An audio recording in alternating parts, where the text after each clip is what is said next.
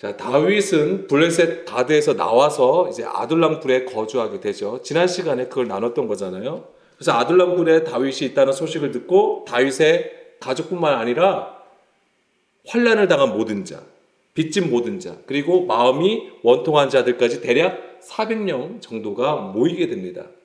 그래서 다윗이 그대 우두머리가 되고 이제 아둘람 공동체를 형성했는데요. 이 아둘람 공동체는 그리스도를 머리로 삼은 교회의 모습을 보여주는 것입니다. 자, 이런 다윗에게 선지자 갓이 찾아왔어요. 그리고 유다 땅으로 들어가라고 얘기를 합니다. 그것은 이제 하나님의 뜻을 전한 것이죠. 그러니까 사울을 피해서 블레셋으로 도망을 갔고 거기서 미치광이 노릇을 하면서까지 그 목숨을 연명하고 있었던 다윗에게 다시 유다 땅으로 들어가라고 한 것이에요. 사실은 유다 땅에서 나온 거란 말이에요. 왜? 사울을 피하기 위해서 나왔는데 다시 들어가라고 하는 것이니까 어쩌면 사람의 생각으로는 이것이 맞지 않는 얘기가 되는 것이죠. 그러나 다윗이 어디에 있어야 됩니까?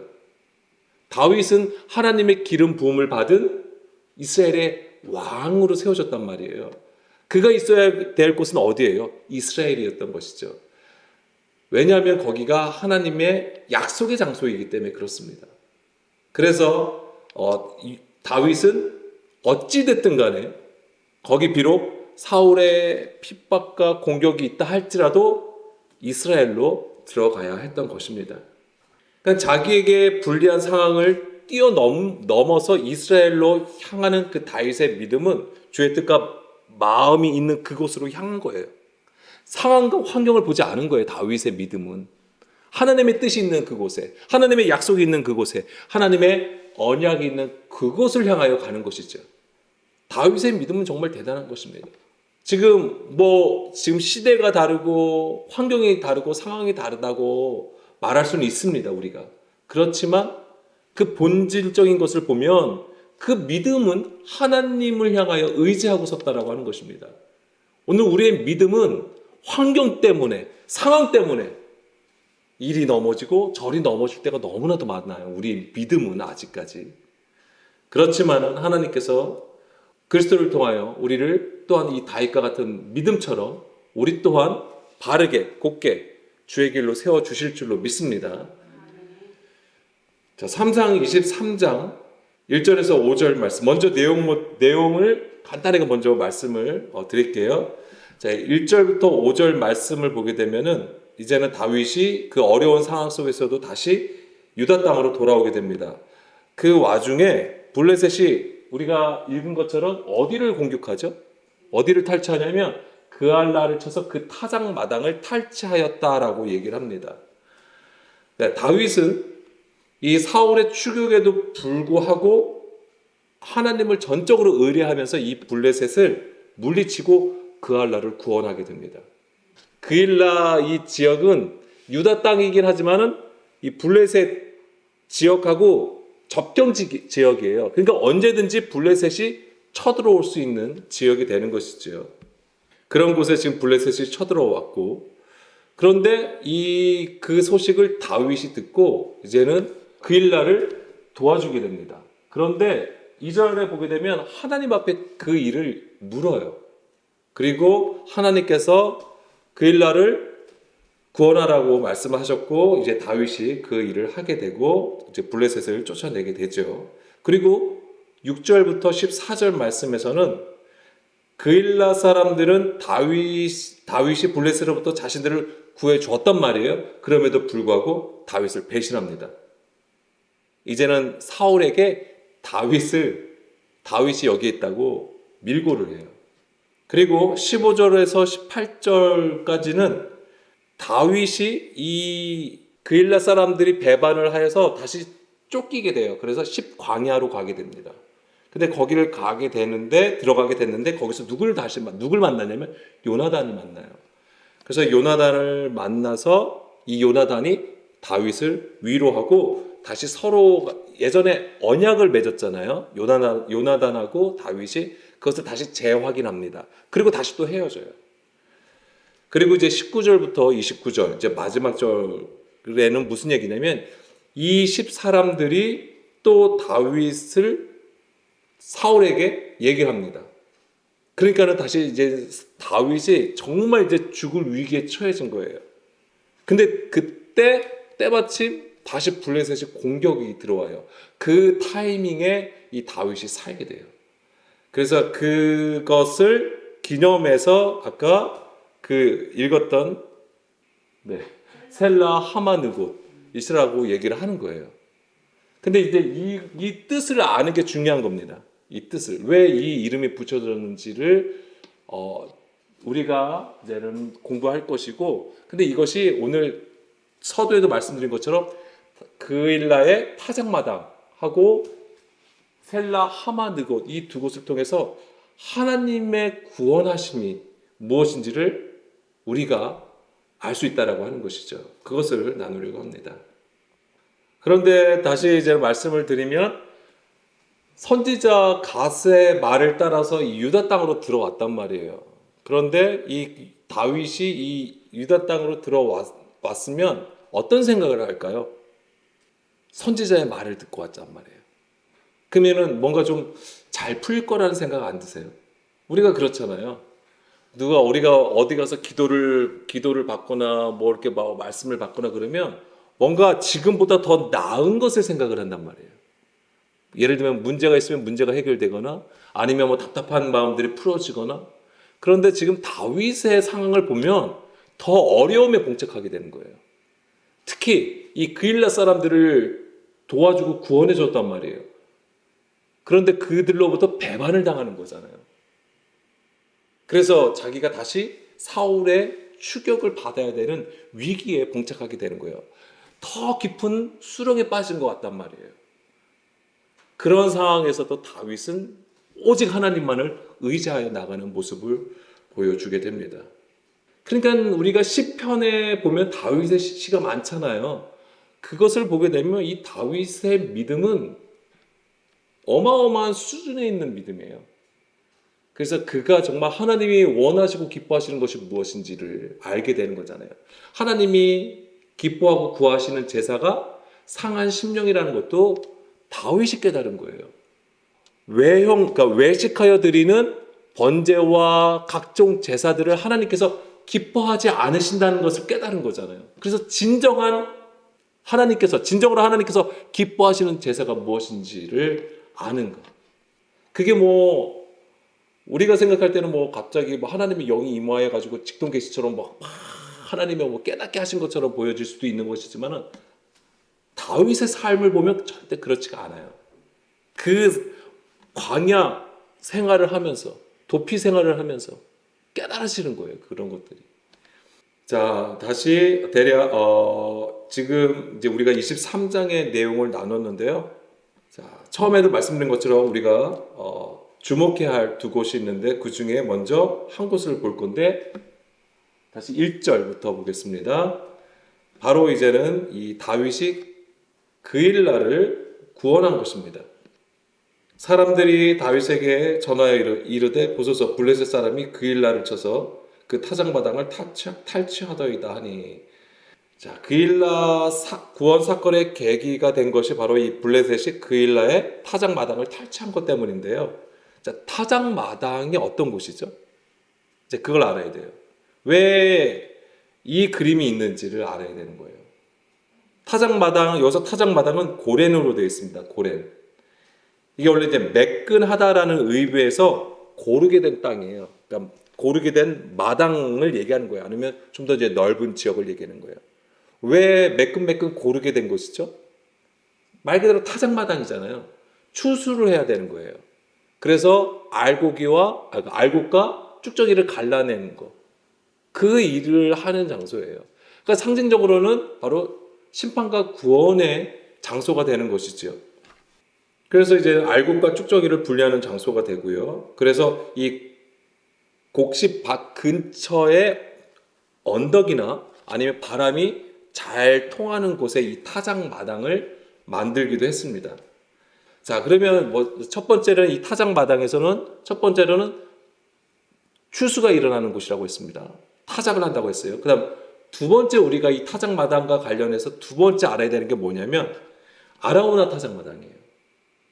이 아라우나 타작마당은 다 아시겠지만은 다윗이 인구조사를 합니다. 그것 때문에 하나님께서 진노를 하게 되세요. 그래서 하나님께서 그러니까 세 가지의 재앙을 내리신다고 말씀하세요. 그 중에 하나를 택하라고 하죠. 그게 뭐가 있죠?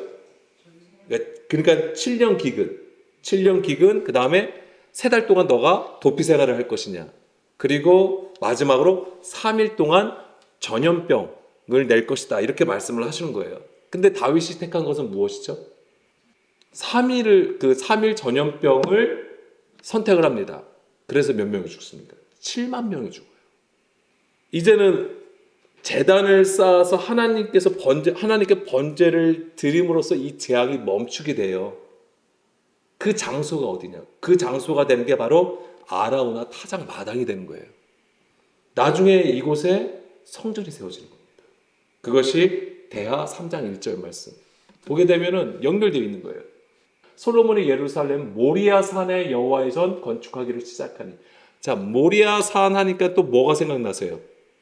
예, 이삭을 바친 거. 창세기 22장에 아브라함이 이삭을 번제로 바치던 장소가 또한 모리아산이 되는 거예요. 그러니까 지금 이 모리아산, 아라우나 타작마당, 그 다음에 성전이 같은 장소를 얘기하는 겁니다. 성경은 그렇게 얘기하고 있어요. 그곳은 전에 여호와께서 그의 아버지 다윗에게 나타나신 곳이요 여부스 사람 오르난의 타작마당에 다윗이 정한 곳이라. 이 오르난의 타작마당이 아라우나 타작마당입니다. 같은 곳을 얘기하는 거예요. 그래서 이제 이런 물리적인 장소에 스며든 사건, 그러니까 이 장소에 물리적인 장소에 나타난 사건을 통해서 이제 하나님의 우리가 구원을 알 수 있는 것이고, 다시 23장 1절 말씀 보게 되면 그러니까 블레셋이 이 타작 마당을 탈취한 것이 무엇이냐 이거죠. 그래서 이제 타작 마당과 성전을 연결해서 우리가 이해하게 되면 블레셋을 통해서 성전이 세워지지 못하게 방해하는 것을 의미하는 거예요.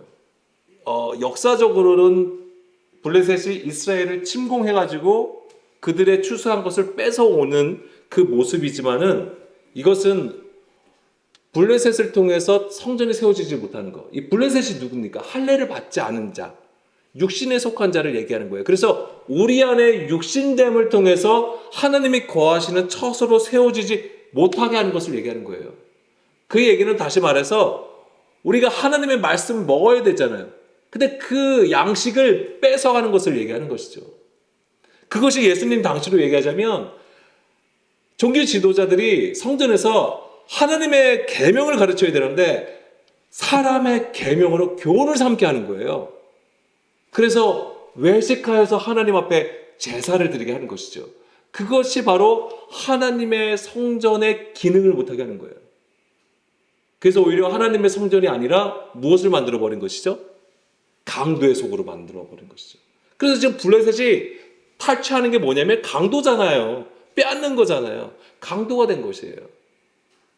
그래서 지금 이 블레셋이 이 타작마당을 탈취한 것이 바로 그러한 모습을 보여주는 것입니다.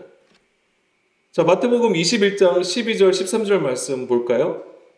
예수께서 성전에 들어가서 성전 안에서 매매하는 모든 사람들을 내쫓으시며 돈 바꾸는 사람들의 상가 비둘기 파는 사람들의 의자를 둘러 엎으시고 그들에게 이르시되 기록된 바 내 집은 기도하는 집이라 일컬음을 받으리라 하였거늘 너희는 강도의 소굴을 만드는도다. 그래서 예수님이 그냥 다 뒤엎어버린 거잖아요. 우리가 알고 있는 이제 성전 청소라고 하는 부분인데 지금 이게 블레셋이 지금 타작마당을 탈취한 거랑 똑같은 그림이에요. 영적으로는 같은 것을 얘기하는 겁니다. 육신의 생각을 따라 자기들의 옳은 소견대로 행한 것이죠. 저 매매하는 것이. 왜냐하면 그게 편리하거든요. 멀리서 하나님 앞에 하나님이 절기 때마다 와서 3대 절기 3번 나에게 와서 얼굴을 보이라고 했잖아요. 그럼 그때 그냥 오는 게 아니라고 했어요. 빈손으로 오는 게 아니라고 했잖아요. 재물을 가져와야 돼요. 근데 저 멀리서부터 그 양을 끌고 오고 막 그렇게 할 수가 없어요. 그러니까 어떻게 하는 거예요? 그 근처에 저렇게 매매할 수 있는 장소를 만든 거잖아요. 그러니까 이것은 하나님을 위하는 것으로 얘기를 하는 것이지만 또한 사람들의 편의를 또 생각을 하는 것이죠. 어쨌거나 이제 이런 것들이 이제 사람의 생각을 따라 행한 것을 보여주는 것이고, 이것이 바로 이제 블레셋이 타작마당을 탈취하여 자기들의 배를 채운 것과 같다라고 하는 것입니다. 자, 다윗은 블레셋으로부터 다시 타작마당을 회복하고 그일라 사람들을 구원하게 되는 것이죠. 이게 바로 그리스도의 사역이죠. 그래서 지금 다윗이 그일라를 구원한 것이 바로 예수님께서 성전을 회복하시는 그림을 보여주게 되는 겁니다. 다윗이 보여주는 행보는 사울의 위협을 받아 그 심한 위기에 처해질 수도 있음에도 불구하고 그일라 사람들을 구하는 거예요. 생각해 보세요. 만약에 지금 유다 땅으로 들어갔지만 다윗이 계속 숨어 있을 거 아니에요. 그런데 지금 그일라 사람들을 도와준다? 그러면 어떻게 되죠? 자기의 위치가 드러나는 거죠. 그러면 사울의 추격을 받아야 되는 상황이 발생이 되는 거예요. 그 위험을 무릅쓰고 그일라 사람들을 구한 것입니다.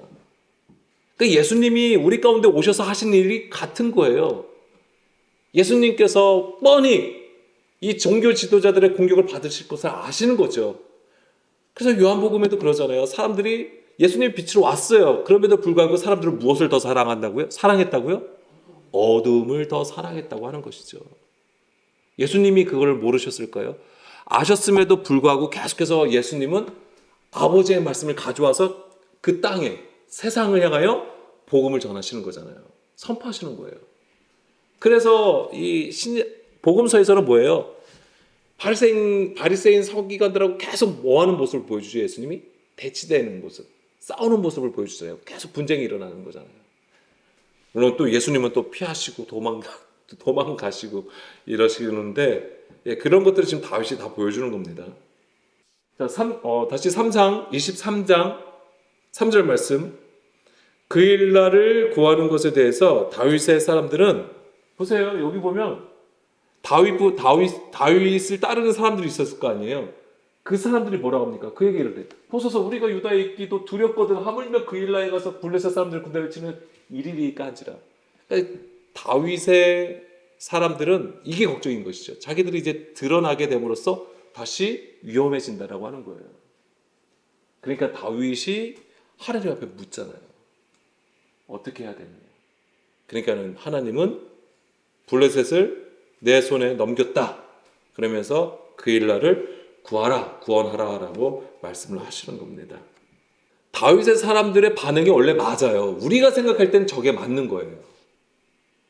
틀린 게 아니에요.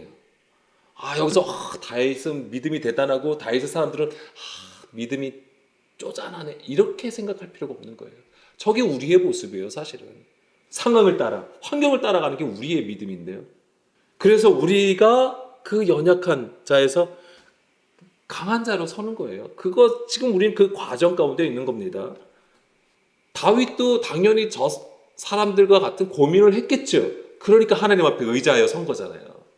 자, 우리가 바로 이런 것이 필요한 것입니다. 우리가 어느 상황이든 간에 하나님 앞에 구하는 것이 필요해요. 우리가 우리의 환경과 우리의 상황을 따라서 하나님 앞에 구하는 것이 어린아이에게 구합니다라고 얘기할 수도 있는 것이지만 그런 것이 필요해요. 그것이 있어야 되는 거죠, 반드시. 우리의 시작은 육신으로 시작하는 거예요. 우리의 믿음이 그렇고요. 다만 육신에 머무는 것이 아니라 하나님께서 기뻐하시는 모습으로, 그 영으로 나가야 되는 것이고요. 그래서 지금 다윗은 그일라 사람들을 구원하게 됩니다. 이것이 바로 이제 다윗이 그일라 사람들을 구원한 것처럼 보여지지만 이것이 또한 무엇이냐면 하나님의 전쟁이라고 하는 거예요. 하나님께서 하나님 나라로 인도하시는 그 하나님의 일하심을 다윗을 통해서 보여주시는 것입니다. 이것이 바로 하나님의 열심이라고 하는 것이고요. 자, 이런 모습들이 우리는 이 누가복음 18장에서도 볼 수 있어요. 뭐냐면 누가복음 18장 24절에서 27절 말씀을 보게 되면은 예수께서 그를 보시고 이르시되 재물이 있는 자는 하나님의 나라에 들어가기가 얼마나 어려운지 낙타가 바늘귀로 들어가는 것이 부자가 하나님의 나라에 들어가는 것보다 쉬우니라 하시니 듣는 자들이 이르되 그런즉 누가 구원을 얻을 수 있나이까 이르시되 무릇 사람이 할 수 없는 것을 하나님은 하실 수 있느니라. 아멘. 사람이 할 수 없다라고 하는 거예요. 하나님이 하실 수 있다는 거예요. 이게 하나님의 전쟁이에요. 요 전에 무슨 내용입니까? 예수님께서 24절에 예수님께 그를 보시고 라고 했는데 그가 누구죠? 부자 청년의 얘기예요. 이 부자 청년이 예수님 앞에 처음 나온 게 뭐냐면 영생을 어떻게 얻을 수 있습니까요? 영생에 관해서 예수님 앞에 나온 거예요. 그러니까 예수님이 뭐예요? 십계명을 지키라고 말씀을 하시죠. 그러니까 내가 그걸 다 지킨다고 하니까 예수님이 말씀하시니까 한 가지가 부족하다. 그러면서 내 모든 소유를 팔아서 가난한 자들에게 나눠주고 나를 따르라고 말씀을 하세요. 그런데 이 부자 청년이 근심합니다. 왜? 자기는 부자거든요. 그러면서 말씀하신 거예요.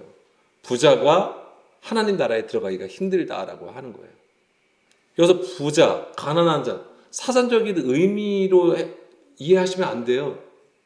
그럼 정말 이 세상의 부자는 무조건 하나님 나라에 못 들어갑니까? 천국에 못 가는 거예요? 가난한 자는 다 들어갈 수 있는 거예요? 그런 얘기가 아니겠죠. 자기의 소유, 부자라고 하는 것이 무엇입니까? 자기의 구조를 쌓는 상태, 쌓는 걸 얘기하는 거예요. 그게 부자예요. 자기라는 구조. 자기의 소유를 얘기하는 거예요. 가난한 자는요, 자기라는 구조가 무너지고 상한 심령이 된 것을 얘기하는 거예요. 가난한 자라고 하는 것이. 근데 이 일을 누가 하느냐 이거죠. 하나님이 하신다고 하는 거예요. 그래서 여호와의 전쟁이라고 하는 것, 성전이라고 하는 것이죠.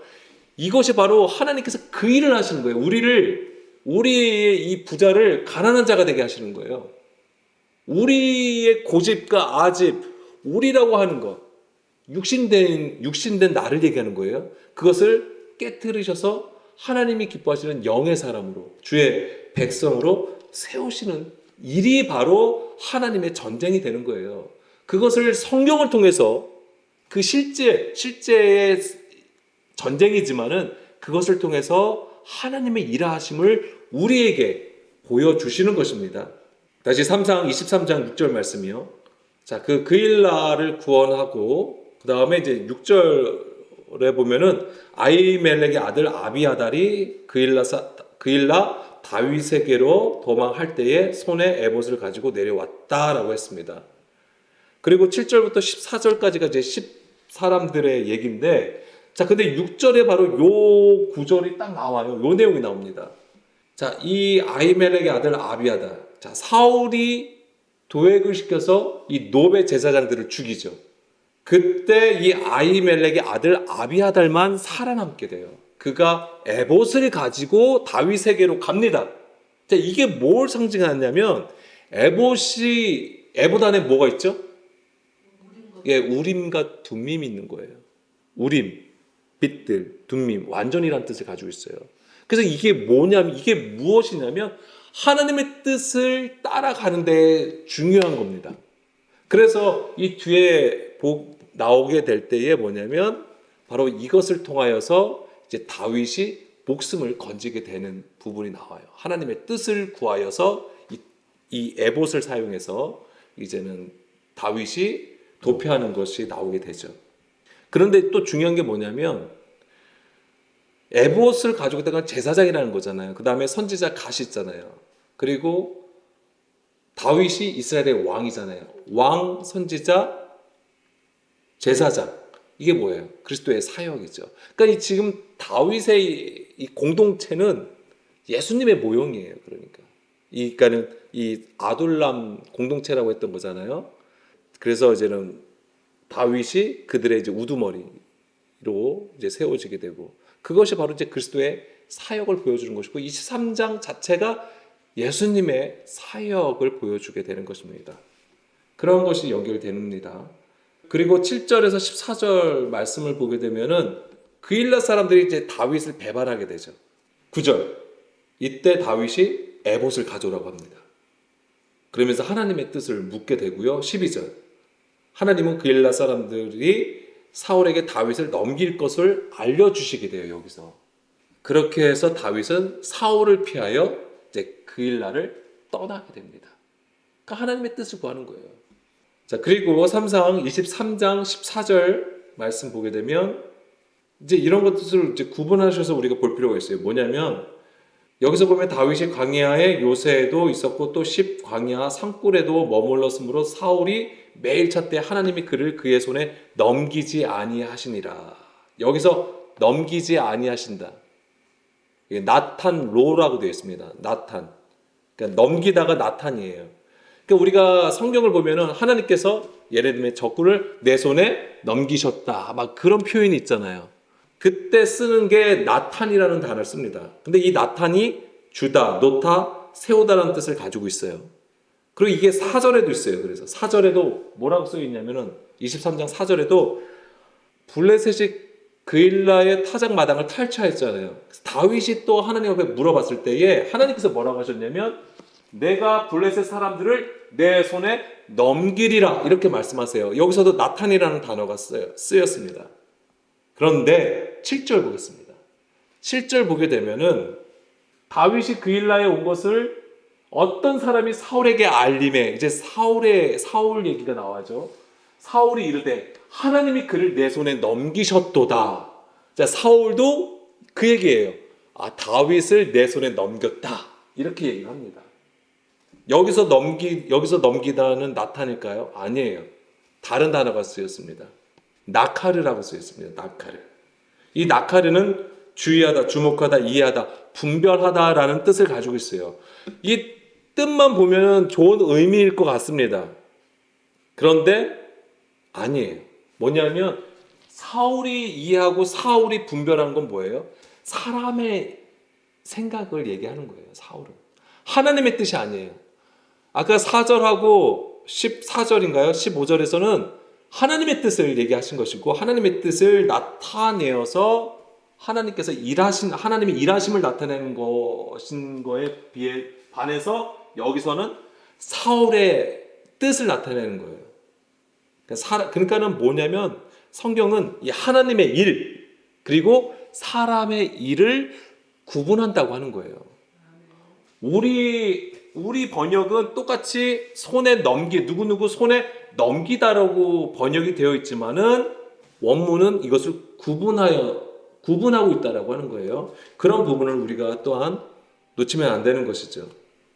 그러니까 사울은 지금 7절에서는 이 사울은 자기에게 유리해지는 것을 두고 하나님이 자기를 위해서 이 일을 한다라고 믿고 있는 것이 또 그렇게 말하고 있어요.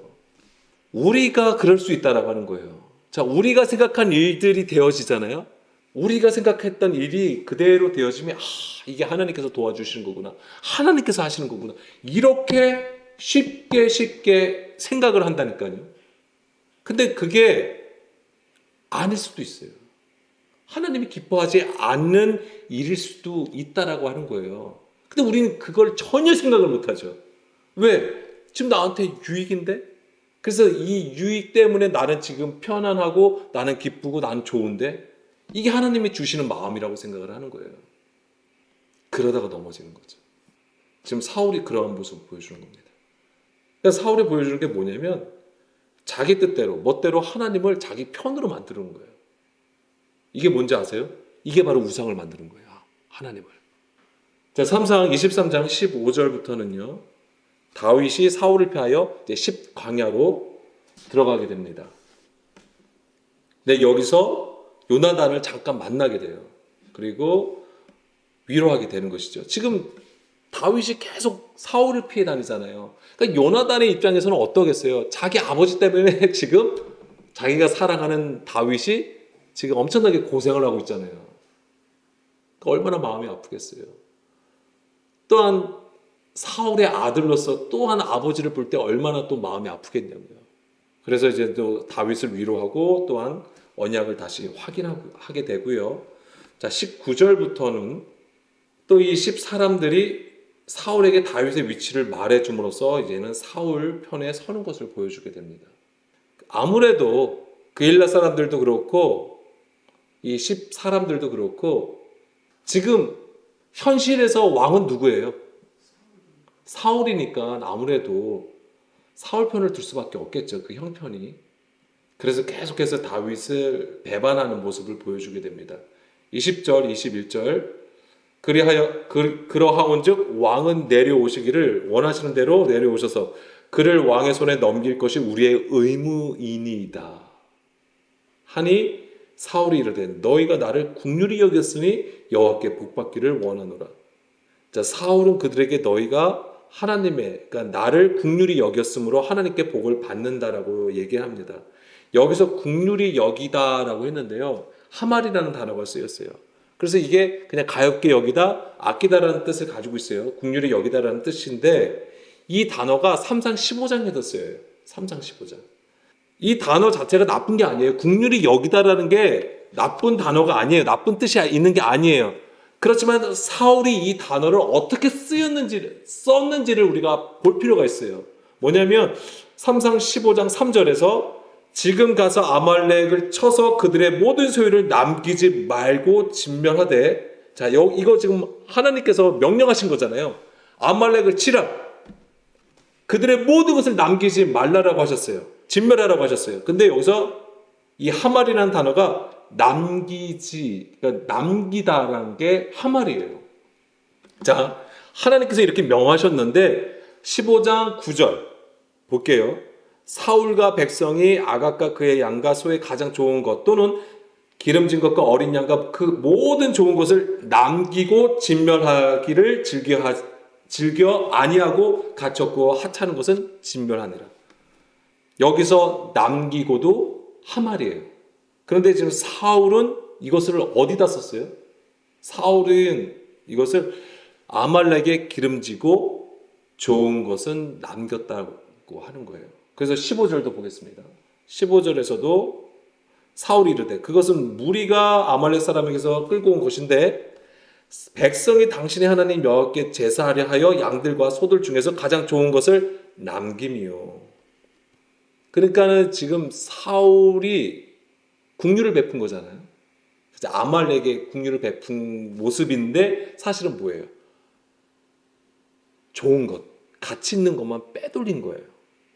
사울은 하말을 이렇게 사용한 거죠. 그러니까 다시 23장 아까 21절이죠.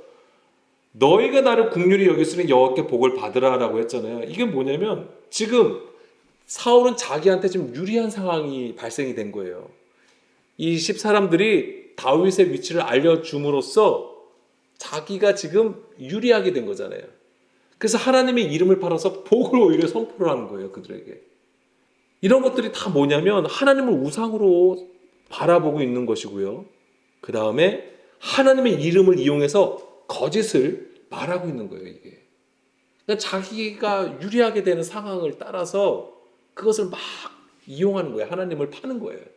자, 10사람들이 배반하면서 다윗은 사울에게 이제는 잡힐 위기에 처하게 되는 것이고, 급박한 상황 속에서 24절 다윗은 마온 광야 아라바에 이제는 거기에 머물게 되는 것이죠. 마온 광야 아라바에 있게 되는 것이죠. 자, 26절 보겠습니다. 사울이 산 이쪽으로 가매 다윗과 그의 사람들은 산 저쪽으로 가며 다윗이 사울을 두려워하여 급히 피하려 하였으니 이는 사울과 그의 사람들이 다윗과 그의 사람들을 애워싸고 잡으려 함이었더라. 예, 지금 사울이 다윗을 잡는 모습이죠. 그래서 뭐냐면 계속 애워싸가는 거예요. 점점 애워싸는 거예요. 이렇게 점점 애워싸. 그럼 다윗의 입장에서는 어떻게 되는 것이죠? 좁아지는 거죠. 애워싸잖아요. 고난이 이거예요. 고난. 애워싸, 좁아지는 거. 갇히는 상태가 되어버리는 거예요. 정말 잡힐 위기예요. 이제는 사울에게 죽을 위기가 된 것이죠. 27절. 그때 어떤 일이 벌어지냐면 전령이 사울에게 와서 이르되 급히 오소서 블레셋 사람들이 땅을 침노하였다라고 얘기를 하는 거예요. 아니 이 타이밍에? 그러면 사울의 입장은 어떻게 행동할까요? 사울은 이스라엘의 왕이잖아요. 근데 블레셋이 쳐들어왔네요. 그러면 어떻게 해야 되죠? 가서 이스라엘을 지켜야 될 거 아니에요. 그러니까 사울이 다윗을 추격하는 것을 멈춥니다. 돌아가요. 이 기막힌 타이밍은 뭐죠? 하나님의 일하심 바로 이런 거죠. 사실은 영화를 만들어도 이렇게 만들면 안 돼요. 너무나도 이거는 눈에 보이는 거잖아요. 그런데 성경은 지금 이것을 기록하고 있습니다. 그래서 28절, 이에 사울이 다윗 뒤쫓기를 그치고 돌아와 블레셋 사람들을 치러 갔으므로 그곳을 셀라하마 느곳이라 칭하니라. 위급한 상황에서 다윗이 사울로부터 목숨을 건진 것을 기념한 것인데요. 셀라 하마느곳.